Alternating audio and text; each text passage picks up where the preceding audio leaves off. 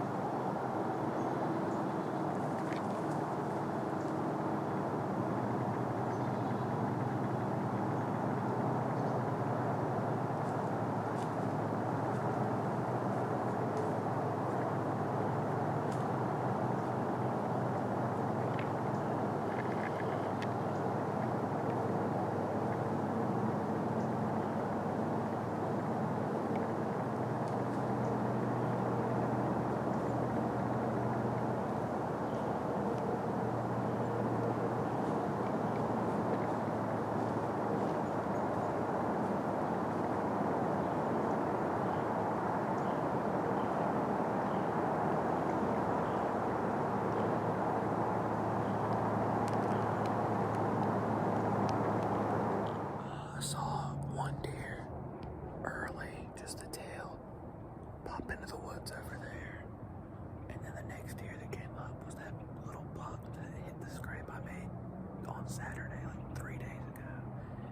That was the first scrape I ever saw in real life, so it was sick. Then I was trying to, right after that buck left, I was trying to fix my camera, my handheld camera, because it was like tilted, and while I was doing that, one blew behind me, and it was a dove. So I look back and she's still there, and then it's two of them, and like they do the little tail flick like it's okay or whatever, and then they like start walking towards me, and I have to stay still for like 20 minutes while these things are just chilling behind me in like a really uncomfortable position. But then they went to the right and just dipped off in the woods, and I couldn't get any footage of it. They were eyeing me pretty much the whole time. I feel like I was turned away from them. They came from like right back there. So I was just covered in deer this morning. I've already seen 4. That's 9 deer I've seen in this spot in the last 12 hours. And probably gonna see more, so really cool to know there's bedding like right there. That seems to be like where they're coming and going at night and in the morning.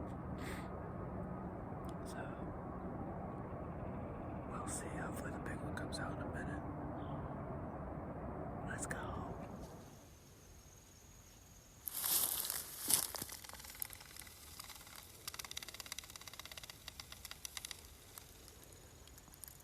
This dude's mad because he's about to shed. Can't really see it on here, but his eyes are all cloudy and stuff. He just wants to get on out the way.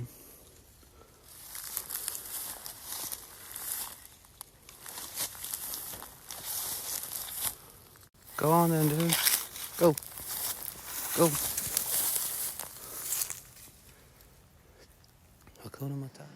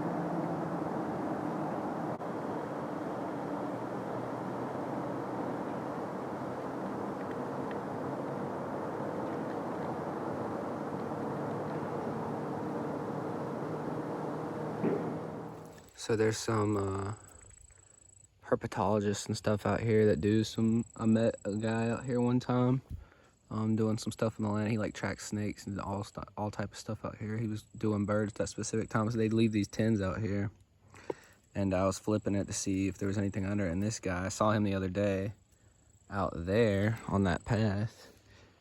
Tell us, well, I guess it's still him because he's about to shed. He's all glazed over. He almost looks blue right now, just really faded coloration. Otherwise, he'd be like jet black. And but he's pretty cool. They do that, I guess, so they can try to see snake numbers and stuff. There's like coach whips, and they're really interested in finding on this specific WMA.